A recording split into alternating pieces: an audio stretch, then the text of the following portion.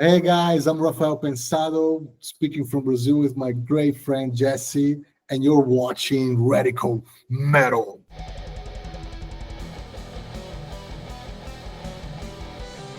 Where are you right now? Right now, I'm in Brazil. I'm in São Paulo. Yeah, This is where I'm from, yeah. and I moved back here in 2020.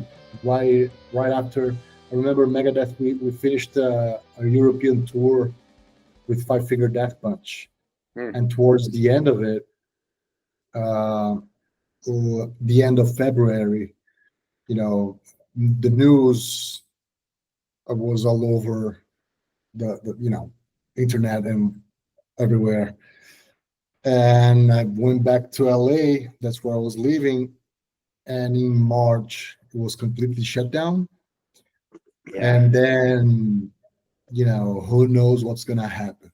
And the entertainment industry was the first one to shut down and the last one to come back. yeah, And that was a difficult time because nobody knew what was going to happen. um, it was pointless for me to stay in LA. I had a studio that I was paying rent, and there was no work coming in the short term. yeah, So why would I spend my hard-earned money, um, and not knowing when is this coming back to what could be considered normal? So, a lot of thinking came to play. Uh, I was living in LA for 7 years at that time. So, a lot has been done, a lot has been accomplished, a lot of connections established. And then all of a sudden, what's next? And that was kind of challenging for me because when I left Brazil, I was over 30, I was 31. And, I had my experience with my band as a drummer with Mindflow, and we've been at that point we were working for 13 years nonstop. But I always felt that something more needed to happen. So that's why I moved to LA to in pursuit of a dream. Let's put it that way. yeah, Um, and things start happening, and uh, I had two concerns of not happen everything and had to go back, but that would give me peace of mind. I tried it. It didn't work out. That's fine. Let's move on. But it did work out, and so it wasn't a matter of going back defeated or not satisfied or with the feeling that something better could have happened. It wasn't that at all. It was more like, okay, so what's next? hmm And next, looking forward, it was Brazil. And the main factor was my parents. My yeah, because it's been 7 years. I was only seeing them a few days at Christmas time. Um, they were getting older. You could see every time you go back home, and you treasure that more and more and more. My wife was the same thing. So I brought up, why don't we, you know, go back to Brazil and do this thing? And she, at the beginning, she was kind of reluctant, but in the because it was hard to set up a base in LA and all that stuff, make life happen. Um, but it was the right thing to do. And a year before that, I had just started a business in the mountains, 3.5 hour drive from Sao Paulo. But I would be kind of the remote partner on mm, that part. And then I was like, you know what? Maybe I'm not remote guy. Maybe I'll be local guy on that yeah, stuff. And try not to stand too long the answer, but that's where I am. I'm in São Paulo, and whenever I have to tour, I just you know I'm a plane away. And the whole camp, we have people from all over. Even Temu, he's from Finland. Dirk and James are in California. We have people from England. There's people from everywhere. So yeah, at that point, it doesn't really matter as long as you're close to an airport. You're okay with your visa yeah, documents. It's fine. yeah. Yeah, that's important, right? Man, that you hit on all the things I wanted to talk about today. So that was a great introduction. But hey, first let me say you have such a special place in my heart and in Anna's heart, my wife. And it was just from that weekend way back when, and that will never change. I mean, how often have we talked since what 7, 8 years ago? Not often, but every Wow. time I see you online, I feel warm stuff right here. I feel the same, man. Just bumps all over. It was so special for me too. It was Yeah, really, really, really cool. yeah. So Anna gives her best, Oh, and she's out with the kiddo somewhere. And congratulations on being thank a you. new father. Wow, what cute. Yeah. Not all babies are cute, man. Your baby's cute. Oh, thank you. Yeah. Sometimes it changes throughout the day. In the morning it's one shape of a face, and late at night it's a different shape of a face. It's really Yeah, interesting. I'm getting to learn all these nuances and little changes that happen through yeah, time. You know. yeah, But yeah, dude, like I'm always happy when I see you guys is online as well and posting, and I always remember that because that was kind of the cherry on the top of a very special weekend for yeah. me as well. And I don't think anybody was expecting that. You Yeah, know, yeah, I don't think so either. I remember when we were telling people that we were getting to know that we're getting married at the end. They're like, "You guys are getting married?" What? yeah, Um, so it's cool, and it's always made for a great story for us. But just some background. And I kind of wanted to do it chronologically, but maybe not, because I wanted to talk to you about Mindflow. But just because we're into this topic now, you walked my wife down the aisle and is it okay to say at this point? Is it a secret yeah. anymore? No, As a Vic Rattlehead himself, the guy who's on stage with Dave Mustaine, Peace Sells, uh, and how special that was. That picture of you and my wife, it's emblazoned in my brain, but was also in Metal Hammer magazine. oh Um, wow, I didn't know that. yeah, they interviewed us. I mean, during the weekend, and then they took pictures. Of course, I didn't end up in there. Anna did, and you did, which is great. Um, but and I remember Kiko was playing, Yeah, and that was unexpected for us. He's like, "Hey, do you mind if I just play a little bit while she walks down the aisle?" I'm like, "Are you kidding? Please." yeah, Um, absolutely. I remember uh, I was trying to do 15 things at once on that weekend. It was kind of personally, it was kind of my try to get in. You yeah. know, I had just done 3.5 weeks of touring as Vic. Hmm. That was my in. So that weekend was like I need to prove myself. Oh, That, interesting. yeah, oh yeah, dude, I that didn't know was that. that was big time important for me. Um, so we finished that tour in October 2016, and every week I would email management, Yeah, give me a chance, give me a chance. There's more than meets the eye in this guy. yeah, And but it was the end of the year, close to the end of the cycle, maybe. yeah, No, not the end of the cycle, but it was the end of that year for sure. And there was always pushing. Oh yeah, let's talk again next year. The guys are taking some time off. I'm like, no, no, no. I need to establish something. I need to establish. So every week I would email management, and they were doing more important things, obviously. And then my chance was at NAM, the music yeah, event that happens in Anaheim. So in January, that was I got to talk to Dave. I didn't have Dave's phone number at that time. So I got to go talk to Dave. I got to try it. So it was funny because when myself and a friend of mine from Kazakhstan, her name is Ain. She's a singer, and we're a musicians institute kind of folks there, and so we're trying to get a place in the sun.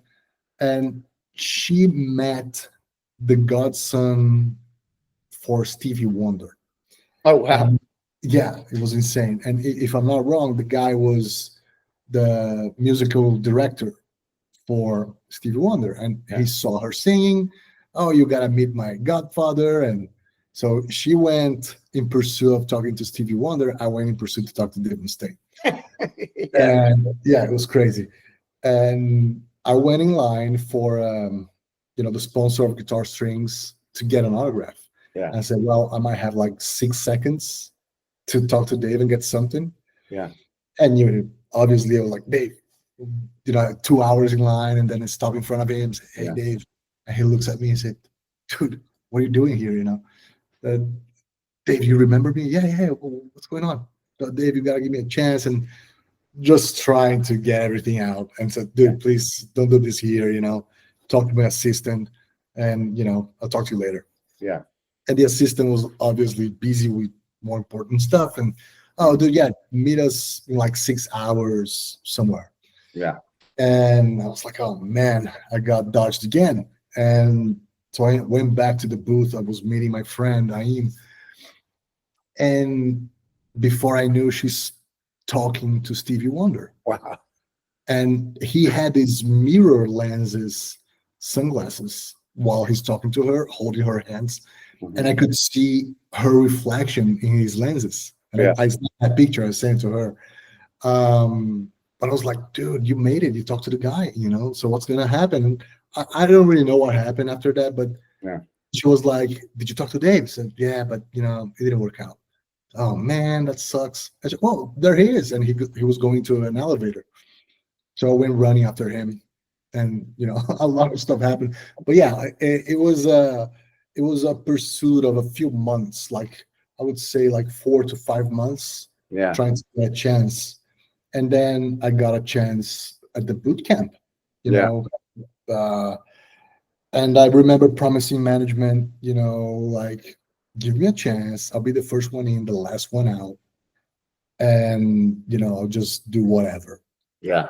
And so even like fixing the showers on the trailers, not fixing myself, but Yeah. it was out of propane, so managed to get propane and whatever needed to be done, man. And Yeah. if I had spare time, I would always keep an eye on Dave, because you were there, Yeah. and he had booze, he had beer, and people were just mingling with the band. It was full access Yeah. anytime. And people, sometimes start drinking earlier in the day and get up Yeah. excited, and sometimes you miss the barrier between what's cool and what's not cool. Yeah. So I keep an eye on Dave and keep him, close to safety, because he would welcome anyone talking Yeah. to him. Everybody's at his home at the time. So I remember leaving, and I said, okay, guys, I'm leaving. So Christina was working for the company producing the event along with management. Christina And Stam, right? I think I exactly, remember. Yeah. Yeah. She was so great. Yeah. she's the best. She's the Yeah. best. And when I said, hey, Christina, I'm leaving. Thank you. And no, bring it in. So she gave me a hug, and dude, if you weren't with Megadeth, I would hire you right now. I would definitely hire you. And I was like, yeah, let's keep in touch. And then, oh no, Rafi, wait, we gotta talk. And but nothing was coming out of that. And I went to say goodbye to the band guys, and I went to say goodbye to Dave. And I went to Dave and said, hey Dave, so I'm leaving, thank you very much. And but I'm not gonna keep calling, Dave. It's been 5 months. I'd rather be remembered as a guy that did an okay job than just some pushy guy that keeps calling. And Yeah. I'm not that guy. If you guys need me, you know where to find me. And we were shaking hands, and they just grabbed my hand and walked with me. So we go inside the house, and we sat down at the dinner table with Pam, his wife, and he was just like flat out, dude, what's your deal? Like, I want to bring you on tour, but management tell me that we have problems. So, well, how do we do this? And I was like, well, and that's how pretty much started. And then, like a few weeks later, I got the call to board on the summer tour. Yeah. And then little by little, things just got busier, and bigger and wilder. Yeah. Yeah, yeah. And That's up to the point, yeah, and up to the point where we kind of materialize, and because Megadeth was always like a pioneer band in several fronts, right? It was the first band to get a website. Dave was always looking for that stuff. And I remember when we were talking right after the pandemic, the first tour after the pandemic, and Dave had this idea, had this vision. I said, Dave, you should write a movie about that stuff, and which would come to be the series of the Sick, the Dying, the Dead videos, Yeah. And that again was the first band, the first metal band, or first band that I'm aware of, Yeah. that established a human version of the mascot. Yeah. So that was a whole thing as well. That was pretty big to me. Yeah. So that would be, I would say, that would be my little, staying in the curriculum for Megadeth. That's insane. I never made that connection, Rob. I didn't know you were like uh gunning for the position. Maybe that's not the right word, but I didn't know that you were in that trial period with us. I thought you were in. I thought you were just part of the I thought you were Vic back then. And so that's cool that that played a small part in Yeah. securing. I was for 3.5 weeks, but I was just subbing somebody. Yeah. I don't think they ever had a guy to do that. Yeah. So they would. I think it was the production manager doing it, and he left in the second show of the tour, and then I got the call, and I went there, and I was just doing Vic. But it's hard just to do Vic. You gotta do more. So but yeah. Well, but then to really embody Vic with the videos, which you're brilliant in, dude. I mean, Sick and Dying and the Dead, it was such a relief to hear too, and to watch you was freaking awesome. But it's in the video, so if anybody's watching, go look at all those videos.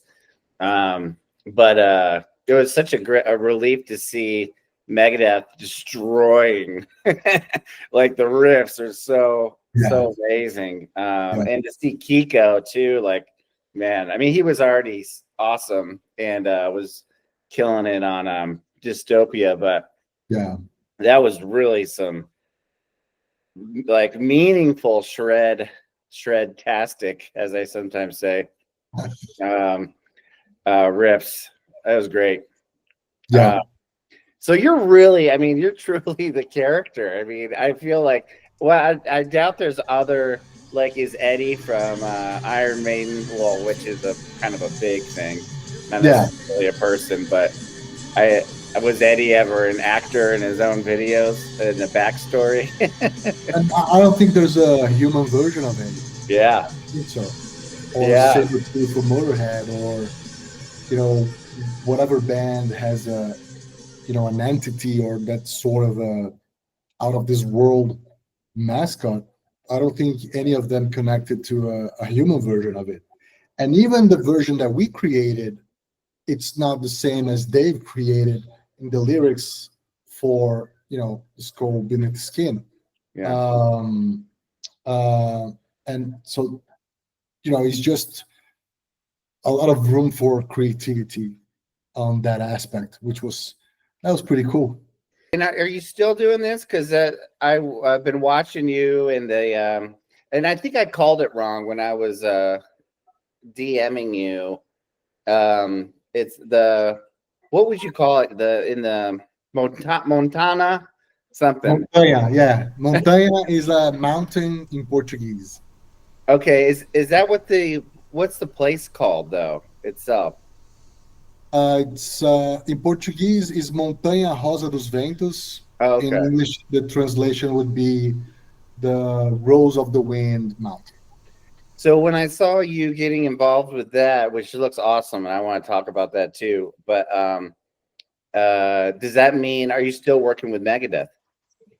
I mean, yeah, Yeah. because that started in 2019, Yeah. and I'm a guy with several passions. I get involved in a lot of stuff. Hmm. So that's kind of engineering side of my head that works. So I think it's just connecting dots, Yeah. and trying to. Because it's really hard in the music business to get one solid stream of income, Yeah. and the best way is just try to set up several, but it's not easy, Yeah. and it's not that natural either. Hmm. It takes a lot of time, takes a lot of trust, takes a lot of experience in different fields. So I had experience in the hotel business because my Hmm. family comes from that side. So I Hmm. knew a lot about hospitality, how to manage a hotel since little kid. Yeah. Since a little kid, I'm playing drums.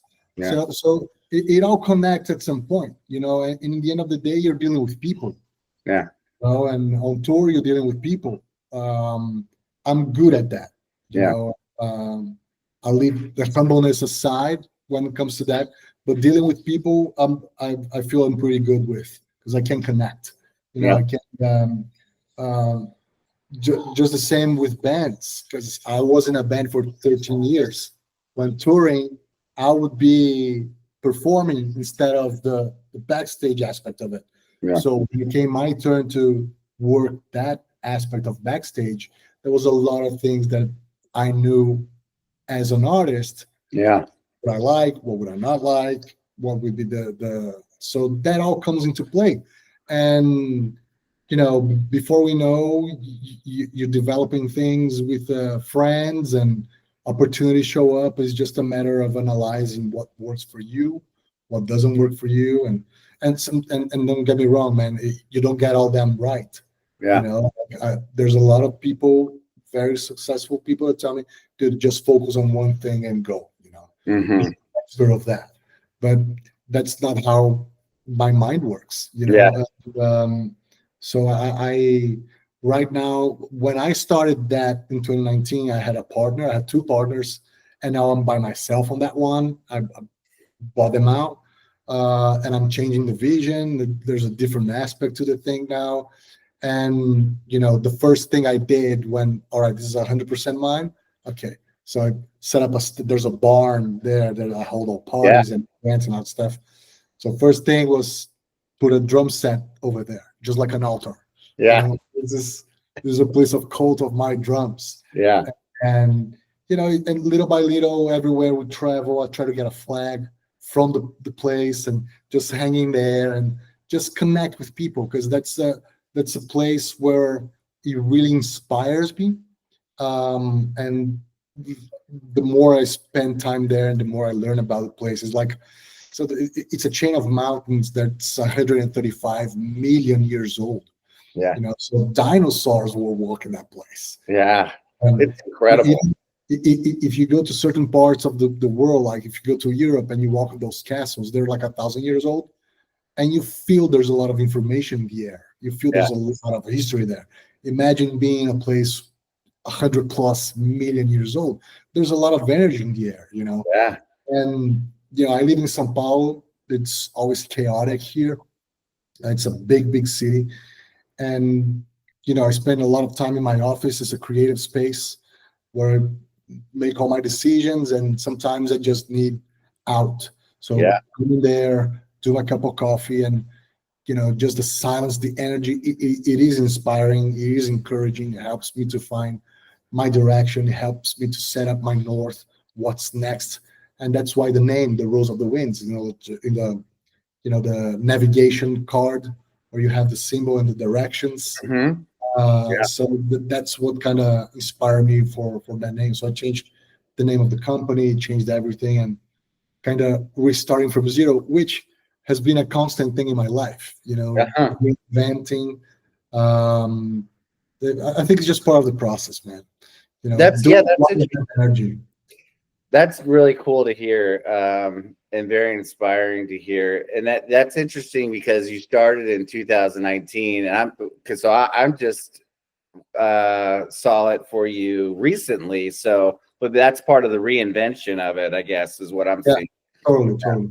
The partner was kind of the face of the thing, um, and now it's me. Yeah, And I always thought that the company should not have a face, but now things change. People connect more to a face than to a brand, yeah, and if there's a relationship, it's easier to connect with that experience.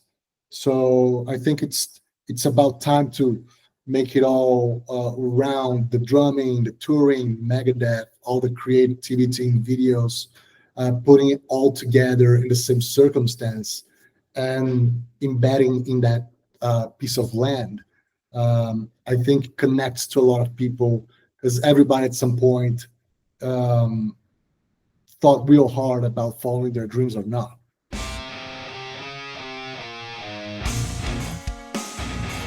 Right?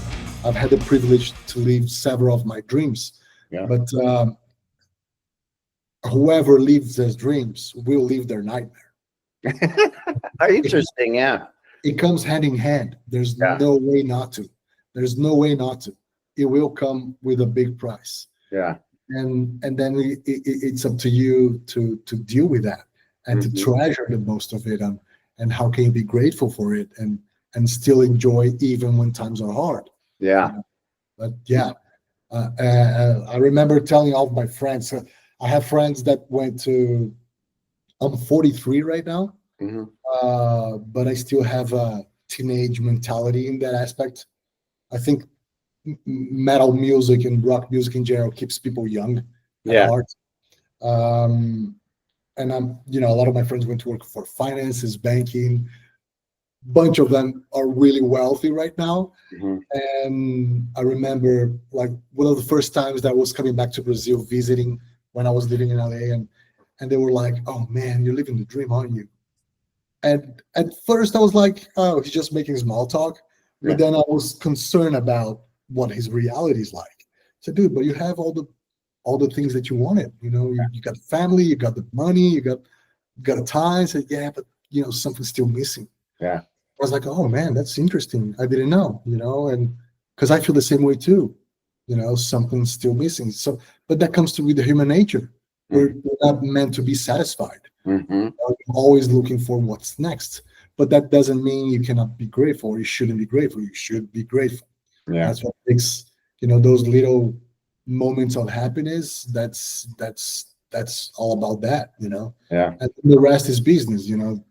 Make a living, providing for the family, and keeping things organized, and you know save it for a rainy day. Not just, oh yeah, live fast, die hard, or die young. That kind of stuff. Yeah. I don't. I'm not too much on that, but I understand people there are. Yeah. Hopefully, you see a lot of those cats. But yeah, whoever lives their dream will live their nightmare for sure. Can you go into that? You don't have to, but maybe it's too personal. But what do you mean specifically? Are you talking about Rose of the Winds? Am I saying it right in English? Yeah, yeah, the Rose of the Winds. transition. But no, well, it's time. That's the most valuable currency, right? Hmm. Um, so all the sacrifice you have to make a lot of sacrifices, Yeah. and it's easy to lose the perspective on why you're doing what you're doing. Hmm. Sometimes, um, you know, the example that connects here is the Megadeth touring. Like, Megadeth tours a lot. It's like 6 months out of the year we're on the road, and it's just like you're dragged out of your life, and you're living in this bubble on tour buses and trucks and stages and box to box to box, airport, hotels, bus, venue, all that stuff. And you're working like grueling hours, like uh, 20-hour days is not uncommon. Yeah. It's not uncommon. And then, you get to the fourth week of the tour, you start to make stupid mistakes, start to second guess yourself. So that's when you learn, like, oh my God, yeah, sleeping is really important. Oh man, I'm not drinking tonight. I'd rather get some extra hours of sleep, or all that kind of stuff. And, and stuff happens, life happens on the same time. Yeah. You miss birthdays, you miss funerals, you miss very important dates. My wife is very family oriented, so when every time I missed a birthday or an anniversary or something like that, she understands that I'm working, but there's the wishful thinking that I was there, Yeah. and it goes both ways, like, and it's more about that part. So at Yeah. the same time, I'm living my dream because I get to travel everywhere with one of the bands that I most love, and we did everything at least twice. So there's all that, and I'm super grateful for all the people that I met. Some of the best professionals in the industry. Across paths at some point, either festivals or touring together with, bands that I met, connections that I made, business that came from that. So I'm super, super grateful on that. And I treasure every second of it. I don't let a day go by on that. No way. I keep that very close and real to my heart because I know how difficult it is. You Yeah. know, and, every time I posted stories on Instagram, I kind of like doing that Yeah. because it's so, to me, I remember growing up and when I would go buy DVDs from bands that I like, I was more interested in the B side than the actual show. I Hmm. wanted to see what was going on backstage because I could relate to my band and Yeah. learn from all those bands what they were doing. Yeah. So I was trying to learn all that aspect way before I even thought I would be in that. It was so fascinating to me, Yeah. how these guys could come in and set up all this stuff and just thousands of people come in and have this great magical moment, and you sleep and you dream about it, and there's all that stuff. I remember growing up and going to concerts, and would see Iron Maiden, and the following week I would be dreaming with Iron Maiden the whole week. It was just insane, the power that he held onto me. So Yeah. just neglecting that to pursue something else, it wasn't on the table for me. As I don't know what I'm gonna do, but I gotta do something, Yeah. that powerful. Um, but it's mainly the sacrifices that they only make sense if it's clear to you why you're doing what you're doing, and Yeah. not just going on default mode. Yeah. This is great. Some great life wisdom you're offering here, Raf. Thanks.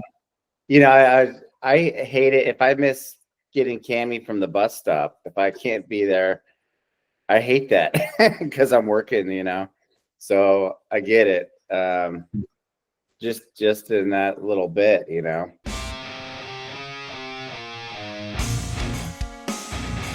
For some reason, I'm thinking of Rock in Rio, and I'm thinking Megadeth. Were you Vic on Rock in Rio? Actually, Megadeth didn't do Rock and Rio 3 times. Mm. So we were actually announced. It was announced, um, and it didn't happen because scheduling. I don't remember all the times. I think one of them was when Dave got sick and he Mm. went to treatment. Yeah. Then the other time we were in the middle of a gigantic tour in the States, Yeah. and you had to sacrifice like 10 dates to Yeah. go do one show. The Yeah. logistics of it, it's so expensive. Yeah. And it just didn't make sense. So uh, it never happened, Mm. and I really felt for that. Rock and Roll was one that I like, oh man, I didn't do that one. There's still time. Yeah, true. For sure. The other thing that's coming to mind is, are you still keeping in touch with Kiko at all? Funny you asked that because Kiko is in São Paulo right now, and was on the phone with him a couple of days ago, and he's on his tour. You know, Marty Friedman is a special guest, Yeah. and he's playing tonight in São Paulo. So I think he plays tonight in São Paulo, tomorrow in Curitiba, and he wraps up the tour. And from what I'm seeing, he's doing really well. Kiko is a kind of guy that keeps to himself. Yeah. You know, even in Megadeth, and you know, you talked to him many times, and but he's a more kind of introspective guy. He changed a lot since he started his YouTube channel years ago. But you know, there's a lot of wheels turning in his head, and you can learn a lot from that guy. I have him as a really good friend and mentor. He helped me a lot. But occasionally we talk, not as much as I wish, but you know, there's life happening to both of us. Oh, I'm sure. Yeah, I think he's a saint. I mean, I just every Yeah, time the same kind of thing. I just feel so warmly towards him every time I see him shredding online. I remember like we would finish a show, and he would go back to the jam room with, you know, a flute or a mini bass or whatever, dude. He would have like every tour he would bring different instruments, but the guy is music 24/7, nonstop. Wherever he is, he's Yeah. thinking, singing, playing, learning, always. How's your relationship with Temu? I hear such positive things from, just like catching up online or whatnot of his Well, performances. Tim, Seems like it was a kind of very smooth transition there. well, it was. It Yeah. was because, you know, there was a certain aware what was going to happen. And, you know, when Kiko little by little was bringing his situation, Yeah. and understandable Mhm. for anybody, but also there's a problem being created. But at the same time, Kiko brought the solution, you know, so he had picked that guy. They were friends online. I don't think they met before that, but they Mm. were friends online. And, you know, Temu finished discipline, right? Yeah. So, like all that classic discipline, there's nothing he cannot play. Yeah. It's mind blowing to see the guy playing, and you see the nuances of every guitar player that recorded for Megadeth. Yeah.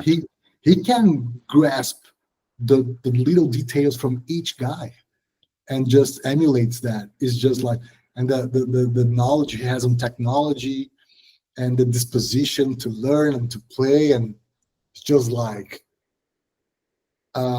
it's really inspiring to see. Yeah, and that's such a gift too. I've been joking lately. Sometimes for this channel we'll do radical riffs, and I'll play something of a riff that maybe meant something to me or whatever. And sometimes I'll go back to like a Marty Friedman song. Every time I go back to Marty Friedman, I'm like, nope, I can't do it. I just can't do it. Like Yeah. maybe I can, maybe if I really dive into it, but I'm like, man, this is one guy. I can't do it that fast or in that way. It's such a hard thing Unique to. So style. anybody who can, I'm just so impressed with. Yeah. And the way he handpicks the guitar and all that stuff is just like, wow, the sound, the sustain. Yeah, Marty's is one of a kind, man, for sure. I mean, every guitar player that Megadeth had, Yes. it's known to be like, whoa, these guys. So yeah, Temu's no different. He's right up there. Hey, and I don't know if you want to talk about this either, but just because we're talking about past members, David Ellefson, he married us. Do you guys still talk at all, or is that? No, man, like David, I think last time I spoke to him, I was in Japan with Megadeth, and we were doing something at Tower Records, and I saw his album with Just Hot Soto, and I sent a picture to him. Yeah. I connected him with a couple businesses, but I don't know. I think he rather do his thing, and Yeah, um, I I love the guy. yeah, He was always so nice to me. He helped me so much, yeah, and nothing but a gentleman. You yeah, know, and the business aspect of it, I have no say on that. yeah. That goes way beyond my wheelhouse. I can only mention the cups of coffee we had together, and even jamming at the cruise. Like we jammed together. But yeah, I wish him the best. What cruise was that? Was the Mega Cruise in 2019? Okay. Because I recently interviewed Ben Eller. I don't know if you're familiar with him.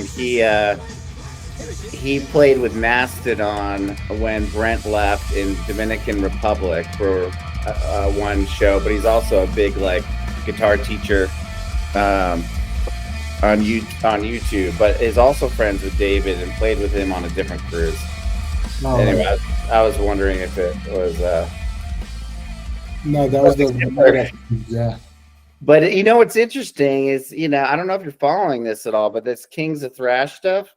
Yep. Chaz is the lead singer. Was at Megadeth boot camp. I was talking to him 2 days ago. Yeah, Yeah. he's my buddy, man. He's on this show a lot. He's been Oh, on is he? 5 times. I Yeah, love he's talking having to a him. blast. I can tell. He's having a blast. He David said something about him on another show, just him having the heart. He's like the embodiment and has the heart of thrash metal. I just felt it was such a great compliment, and it's so true. I mean, the conversations I have with him, we could talk for hours just about Megadeth, you Right. know. And so for him to be in that position now, we saw them too on one of their tours when they came out to the East Coast, and we were hanging out with them on the bus. That was really fun. Um, but the fact that he's doing that now with Yeah. David and Chris Poland and Jeff Jeff Young. Young, It's um, wild. It's wild. And they're playing a lot. yeah, You they're know? playing a lot. And Chaz wrote the last song, Wow. I'm stoked. Lockout. Yeah. Yeah, it's just fun. But Chaz and I also, we're both kind of, radical metal is based off a phrase that I've grown to love called radical middle, which has to do with politics. The radical right seems to be crazy. Radical left is crazy to me. We need a radical middle. Right. And so me and him, we talk for days about that stuff too. So it's really fun to connect with him and also watch him, as he tours with Yeah. Kings of Thrash. But yeah, I was just curious if you guys kept in touch. I don't think I've heard anybody say a bad thing about David Ellefson. I think everybody knows him, pretty much loves him. Maybe we'll get him on the show one of these days. But Yeah, that's cool. That guy can tell some stories, man. He yeah, has the skill of storytelling. It's really cool. I enjoy. He's got that podcast too, the David Ellefson Show. I think is what it's called. That's been very enjoyable to watch.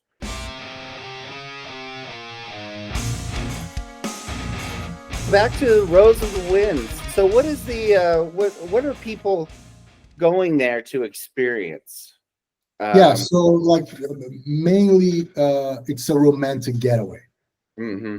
So it's couples looking for, isolation in the middle of the nature. But the in the States, the term is glamping, right? So Yeah, so you have this rustic, luxurious lodges. yeah, So that's how it started. But our lodges are kind of unorthodox. We started with teepees, the yeah. indigenous, and after I absorbed the entirety of the company, I wanted to do some changes. So bathroom was outside. I didn't like that, Mm-hmm. So I incorporated, I brought everything down, just rebuilding it up. Yeah. And now I talk to different tribes, let's put it that way. So there's the romantic getaway Yeah. still, with bigger lodges, still the same lodges that we had. There's a bus there that I turned into a kind of a tour bus. So Yeah. there's a lot of memorabilia that I'm gonna put there, and it's a suite. Right now, I'm building a house with two suites as well because families wants to go there, and so there's a few things going on at the same time, which is the romantic getaway. Mhm. There's the people. Also, it's a model of business called lodge based exploration. Mm. So people go to stay in certain spots and take advantage of the surroundings and Mhm. activity, eco tourism, vertical sporting, that kind of stuff. So I Yeah. partnered up with two companies that specialize in that stuff, and we developed a map. I developed a adventure map, Wheels of Nice. the Winds. So my spots in the center of the map, and all the surroundings is all waterfalls, hiking, climbing, all the fun stuff you can do. So people sometimes don't know what to do. They can check out the map, plenty of stuff to do. So that's a different thing. There's a lot of mountain biking in the area. So I'm talking to that tribe as well. There's also like people. One thing that I believe in is that uh, your, mine, everybody's favorite memories, they were not built alone. Hmm. We're not alone when they happen. We Yeah. had somebody with us. So the glamping business, everybody repeats the same, stresses the same keyboard uh, button, saying Hmm. that, oh yeah, come isolate yourself, privacy, and all that stuff.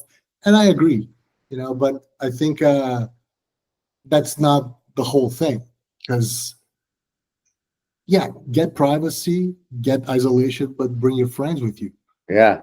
private with the ones you love, create great memories. So that's another model. You can rent the whole mountain, get the four full lodges for yourself and your buddies. And then there's the lodges where everybody stays. And in the center of the mountain, there's the barn. And the Yeah. barn has a structure for, kitchen, fireplace, gaming, sound, TV, everything. It's a big, and Drums. but big clear house where you can just have your party there, and Yeah. after you're tired, you go to your lodge or your TP or whatever, wherever you're staying. So not only like the romantic getaway, but a place where people can reconnect, recharge, connect with nature, look for fun stuff to do, rent out the whole. It's just like in Brazil, it's very common in the end of the year, towards New Year's Eve, people go to the beaches because it's Yeah. summertime here. And, if you don't, most people don't own homes at beaches or stuff like that. So they just rent. And they have people renting boats, you have people renting houses. Why not rent a mountain?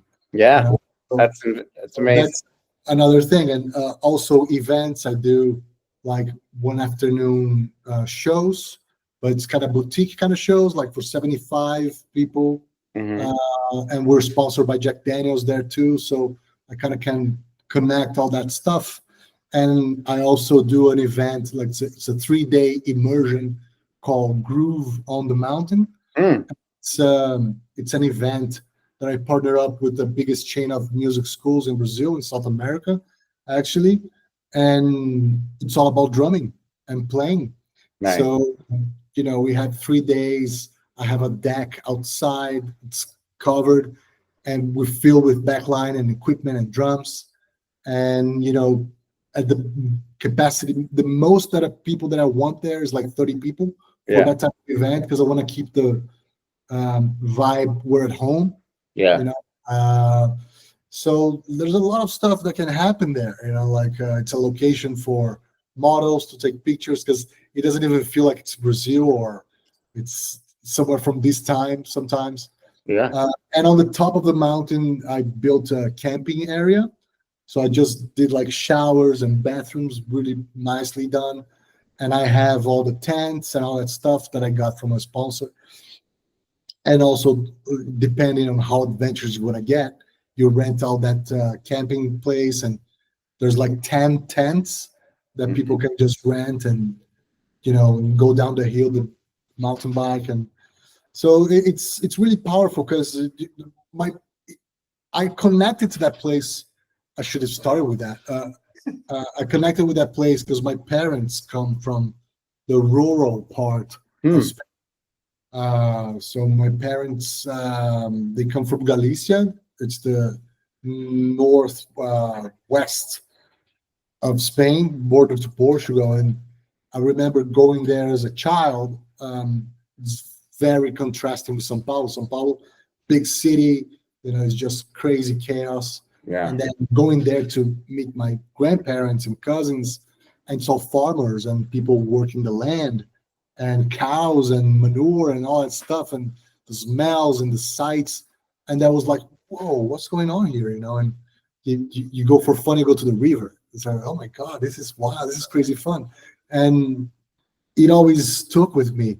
So when the opportunity to invest in that business and my friend sent me the images of the property, I was like, damn, that just puts me right back there with Yeah. this. So then I went to study, what's the land worth, or how can the business grow, and what's the chances of this turning into a good business. And it was really interesting. So I went for it. And it's been 6 years working really hard on Yeah. it. But it's not something that I envision short term or anything. It's just like something that I see for my kids, to stay in the family, a place for the family to connect with my brothers. And hopefully other people can see that too, connect to that too, and do that for themselves as well and take advantage on that. Yeah. I feel like you're driven a lot by connections, and making connections, like to the land, to your heart, Yeah, to other people.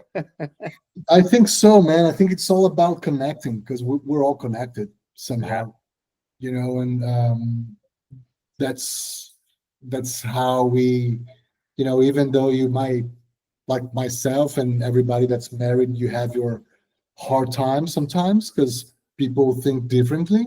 Hmm. But in the end of the day, that's what makes you better, and to have purpose. I think that's a lot of purpose. If there's a saying for the samurais, saying, if you're not born to serve, then you're useless. Yeah. It's something to that effect. And at this point, I don't think anything that I do is for myself anymore, but it's just like for my family, for my son, or for the business, or to help out whoever is around your circle, you Yeah. know. And music shows that too, because um, to me, sad songs give me beautiful feelings. Yeah. It's impressive that music can do that. Sad songs can make you feel really good. And I just wish more people could connect on that sense. Yeah. I think that's why I'm pushing so hard music to my son, even though he's like 2 months old. Yeah. No, that's cool. Anna and I, we're wondering what we're going to do for our 10th anniversary. Maybe we'll come to the Rose of the Winds. Can we do that? Can we? You just two of us come? Of course, dude. Of course. Anytime. You'll be my guest. I'll be there to serve you. That'd be good if you're not on tour. Yeah, I don't think I'll be. Oh man, yeah, I'll talk to her because we're can't figure out where we want to go. We were thinking Italy, and then I was like, I've already lived in Italy. And then somewhere tropical. I was like, we've done the beach thing. This I'm gonna talk to her right after this. Say, dude, let's. How far is it from San Paulo? It's a 3.5 hour drive. It's like 180 miles. Hmm. But that's interesting because that's south of Minas Gerais, and that the whole area is so interesting. Yeah. and it's not like a huge. It's more touristic for locals in Brazil than actually people from outside the country. But there's so much good food, and the just the geography of the place. Like I haven't seen anything like it. And Yeah. water just comes from the ground. It's a magic land. The people so nice Yeah. and caring. You don't have traffic lights anywhere. No shopping malls. It's like cities with 2,000 people. It's Yeah. it's really simple. Wow. Keeping things simple. That's the challenge. A lot of people think that the more you gather, the more you accumulate, the easier it gets. No, man. More It's the complicated it gets. opposite. It's the opposite. The less you have to carry, the simpler it is. Yeah. No, dude, you got me inspired. But more to follow on that. I think that would be really great, and how appropriate too. It's been in 10 years from the time you walked her down the aisle up True. to your True. place in Brazil. I think that would just be poetic. So you guys turning 10 on 2017, Yeah. March 2017. So, and I guess a couple years, right? 2027, March 2027. Yeah, right, right. So interesting because March 27, the date is my birthday, and Oh, my son was born on the same day as I did. oh, wow. So we share birthdays. Crazy. Oh, that's cool. So, Oh, that's crazy. Um, well, I want to be conscious of your time, but I can't let you go without what is there a favorite? Is there a favorite Megadeth story that you can share? um, that comes to mind that you'd be willing to share with us? I think I think walking Anna, man. Oh, really? Yeah, I think so, dude. Because there, even though it's super important to you guys, to me it was really really important. Because when Christina came to talk to me, so this is happening. Jesse and Anna, they're getting married, and we're wondering if Vic would walk Anna down the aisle. And I'm like, well, who would say no to that? Who would say no to that? Yeah. And then Kiko would be playing, David would be the priest, and even Mustaine was kind of okay. Is this really happening? Yeah. So that whole weekend was the term. It was very important to what be determine the next 8-9 years of my life. Wow. So that I could say that walking down that aisle was the start of it. Yeah, for sure, man. Oh man, that makes me feel so good. Um, that's so great that we were there for that. Your Yeah. Oh favorite yeah, you were story. the cause of it. Oh, that's awesome, man. For sure, man. Well, hey, is there anything you wish I would have asked you that I didn't ask you? No, it's all good. We can do this anytime, man. Like we're just two buddies exchanging ideas. Yeah. Oh, you really inspire. You're an inspiring person, Raf. I'm so Thanks, glad I man. know you. It's my pleasure knowing you, man. And that's a perk of touring, Mhm. and working with uh, touring traveling bands. Is the people you meet. Yeah. Sometimes you meet people you don't want to meet, Sure. but at the same time, you learn a lot about energy and what people are about and all that stuff. To me, that's really important because time goes by the same way. Yeah. Goes by the same way. I'm 43 already, and I remember my wishful thinking hasn't changed. Yeah. It's like sometimes I still. I was talking to my wife about this. Like the hardest conversations I had with her because she's so smart and she knows a lot of spirituality and all that stuff. So whenever I need some wisdom, she's a place of check-in for me. Yeah.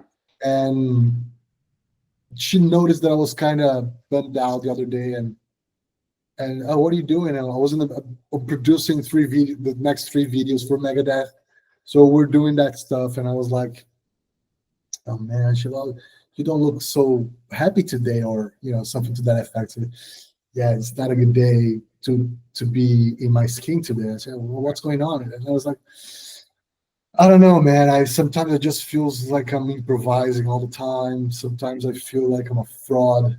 And the more people would, say, "Oh, it's so great what you do, or so cool that you do that," it makes me feel worse. Mm. It's the imposter syndrome. Yeah. You know. And she was like, "Well, if you're faking it, you're doing a good job for the past 20 years. So I don't know if you are or not, but if you are, you're doing a pretty good job for the last 20 years. Yeah. And we've been together for 22 now. Mm-hmm. So, but it's just like human nature. Yeah. I remember talking to Dave, and you can cut off anytime you like, man. Yeah. No, But we were doing this weekend happened. This past 2 days happened the Sweden Rock Fest, mm-hmm. And I love that festival. We've done it a couple times, and I remember whenever we get there, it's like 5:30, 6 a.m. Before anything's happening at the festival. So just wake up, enjoy that cold, chill morning, cup of coffee, walk the surroundings, see what's going on. And Dave's a really early riser, so walk outside the bus. I see Dave outside the bus, and I say, "Hey, Dave, you want to go for a walk? Let's go for a walk. Let's find out dressing rooms, whatever." Yeah, sure, let's do that. And Dave was I think we were starting that tour at that time, and he had a lot of his mind. How many people involved going on a tour, and he's the main guy. There's a lot of responsibility in his hands, and he wasn't having a kind of a super excited morning, even though we were headlining that day, the festival. What people would say, "Oh, you have everything to be happy about. How dare you not be super happy about it?" It's just, if you're doing that for 40 plus years, it's not something extraordinary. It's just like another day. Yeah. And I found a dressing room. So we went inside, and they would always ask for pen and paper. He would make notes. He's not a cell phone note kind of guy. Pen and paper, and just like drawings and schemes and all that stuff. He's a very visual guy. And we started talking about something else, and I was like, "Oh man, I was watching some friends of mine, and they're doing this and doing that, like to the effect that the grass is greener on the other side." Yeah. Thing. And Dave, yeah, man, that can happen, can it? Like, say, yeah, Dave, but sometimes you see the grass is greener on the other side, but you gotta check if that grass is not synthetic, because people that post about like couples, for example, like if you post like 3 pictures every day of you and your wife, or you your girlfriend, or whatever, you and your loved one, something's off. Why? Kind of the inversion is proportional. So the more you post about it, kind of less it is, unless it's a professional kind of thing, then just promoting your thing. But you say, "I'm happy, I'm happy, I'm happy, I'm happy." Yeah. You're not. Kind of thing. Because if you're happy all the time, either you have some disability or you're high on drugs. Because up and downs, right? It's just like the medical TV when you're in the hospital, up and downs. If it's a flat line, means you're dead. So up and downs. Yeah. And then they would further on that subject. The grass on the other side is, well, you know why on the other side the grass will be greener? So why? Because when you look at an angle, all you see is the stem of the grass. So you see the full body green of the grass. If you're staying on top of it, even though the grass seems greener, but if you see on top of it, all you see is the little dots Yeah. of the grass, and you see the brown of the ground, the earth, or whatever is there. Yeah. You cannot see that. Yeah. You have to step outside the eye of the tornado to actually understand that, oh boy, this is green. This is Yeah. really green. Yeah. And it's really easy to take stuff for granted, man. 'Cause if you Oh live yeah. in every day, day after day, you don't have to think. I mean, think about 50, 60 years ago. Who would have a hot shower? Yeah. And it seems like nowadays we live like kings. We have internet, the convenience of everything, just like that. Yeah. Artificial intelligence, everything is happening. So subjectively, we're happier than ever. Yeah. We're more advanced than ever. But at the same time, never has been more depressed people. Yeah, isn't that? Yeah, it's interesting, and I think it comes back to the gratitude part, right? You really need to be And intentional about gratitude, right? I think so. I think gratitude plays a big part on it. But moving, you Hmm. know, moving. It's like the laws of physics would say. A body that's in movement tends to stay in movement. Yeah. A body that's paused tends to stay paused. So, and just if you wake up early and go for a walk, you feel better already. If Yeah. you're feeling sad, you stay in the sun, you feel better already. Yeah. So there's all that the movement kind of thing, um, and but it's tricky, man, because the social media days, and it's interesting because people would position their cell phones to film them waking up, Yeah. right? So, oh yeah, I'm waking up, and then you do the cold plunge, and then you do that, and then you know, and then the next video he's sending you a course on how to get rich, something like that. Yeah. And Yeah. you feel like shit because oh my god, I can't think of that. I'm too busy doing that stuff, and then you tend to always compare yourself to others. It's Yeah. like it's like comparing your state, well, somebody else's stage where all is tidy and lights working and sounds great and Hmm. everybody has the best clothes to your backstage, Hmm. where everything's messy, cases are open, Yeah. people screaming, running, all that stuff. So I don't know why we have that need to reassure ourselves that we're happy all the time. Yeah. When it's pretty okay not to be happy all the time. You Yeah. know, just like one day after the other, man. Just stay in movement. I love what you said too. I've thought a lot about that. Like you have ups and downs, and like the whole idea that everything's a frequency, everything's vibrating, and if it's not, you're dead. Like you Yeah, said, you're flatline. So yeah, you should be grateful for those downs because it means you're not dead. exactly, You know? exactly. And every pain could be a lesson. Yeah, Lose the battle, don't lose the lesson, kind of thing. yeah, But yeah. for sure, man, for sure. My late mother was some of the best advice she gave me too. You just reminded me of. She's like, you got to stay in motion, Jesse, because there were times where I just didn't want to do anything, and Yeah, uh, and just stay in one place, can lead to a lot of darkness if you're not going for something. yeah. She's like, you got to stay in motion. You don't know, maybe you don't know what you're going for, but you just got to keep going. Oh man, Uh, I totally live by those words because I'll tell you what, man. In 2013, Mindflow just finished a US tour. We were part of a package, and it was 13 years in the making. And we were playing the wheelchair in LA. We had tour bus crew, kind of Live Nation getting interested in us, and we're like, "Oh, this is it. This is it. We gotta stay."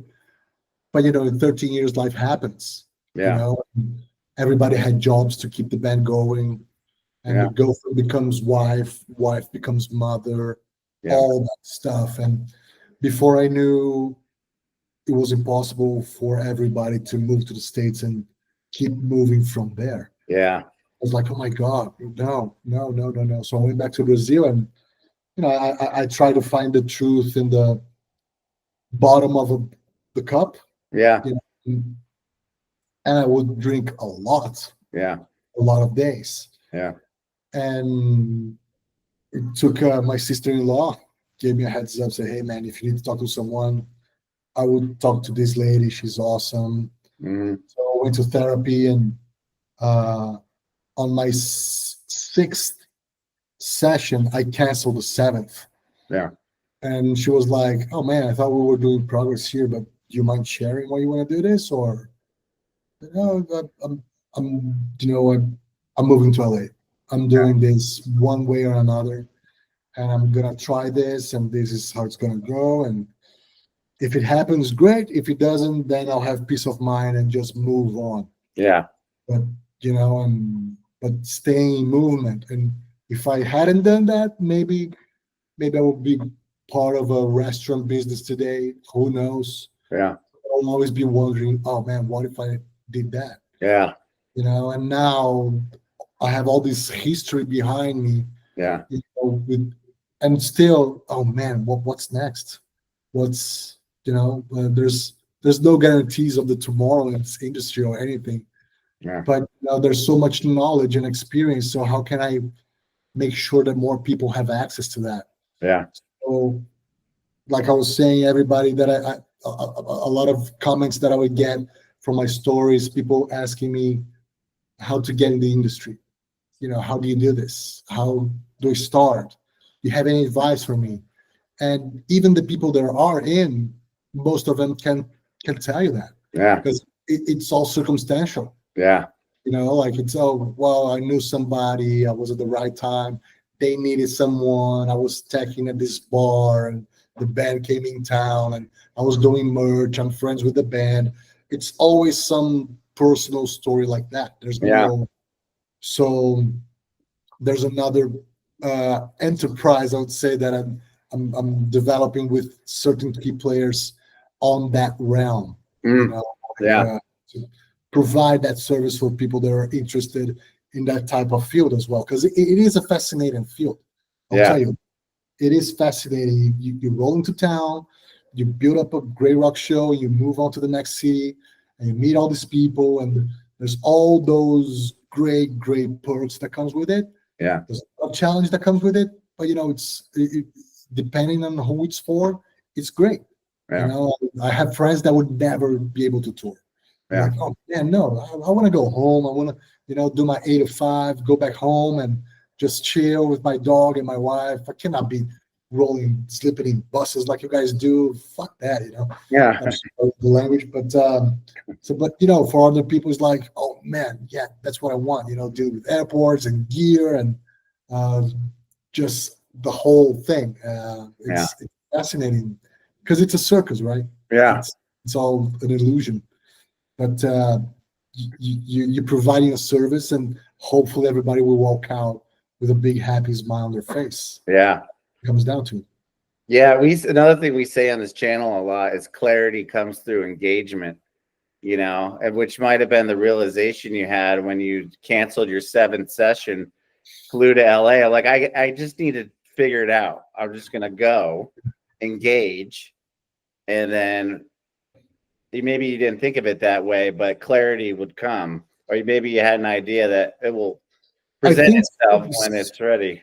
Mm-hmm. Yeah, I think the subconscious part of it, like my strategy was like, okay, I'm gonna sell everything I had.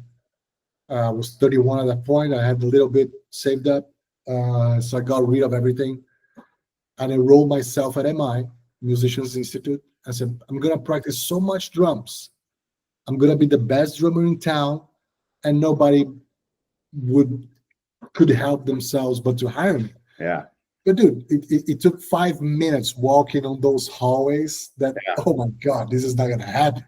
And plus, on top of that, like the best on the planet are there for a long time already. Yeah. So what are you gonna do? And then the reinventing starts. It's all the matter of necessity. The necessity is the trigger for creativity. Yeah. So what are you gonna do?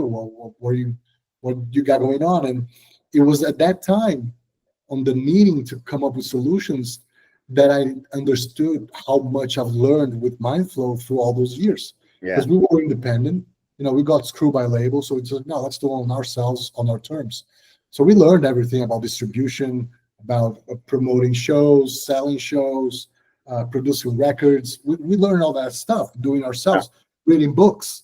Yeah. That's how we did it. And the guys in the band, they're super smart people. They're doing really well right now. Yeah. So I was really happy that it happened that way, and especially when I joined Megadeth, seeing how backstage worked, and I was like, oh my God, dude, we're kind of be better than these guys, Like, of course, I'm joking here, but the whole point is, to keep trying to push over the fear of not knowing, because usually fear comes from not knowing, right, what's going to happen. But what can happen, if you don't take risks now, chances are that window of risk taking gets slimmer and slimmer and slimmer. And then, dude, when Judgment Day comes, and it can come anytime, or is no guarantee. But what do you have to say? I wish, what if? That's kind of, and I still have some, it's fine. What if I did that? What if I did that? Yeah. The main thing, and that's what I'll tell my son, like, it's okay to make weird decisions as long as you're aware of the elements you have on your table.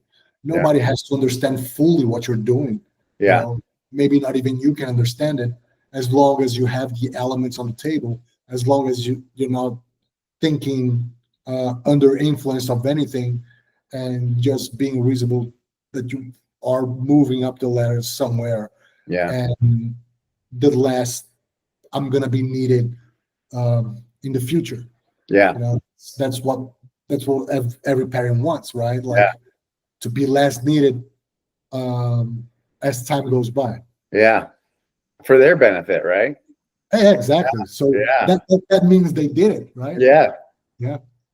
Dude, I had so much fun talking to you, man. I'm really glad we got to do this and connect again. And I'm gonna go straight up and if she's back, I don't know if she's back yet, and talk to Anna about coming to wins, man.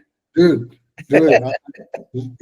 if you guys are able to, let me know. I'm gonna be there at the same time. We can just go have some fun. Yeah, oh, that'd be so great. Awesome. Well, hey, man, I hope you have a great rest of your day. And thank you, JC.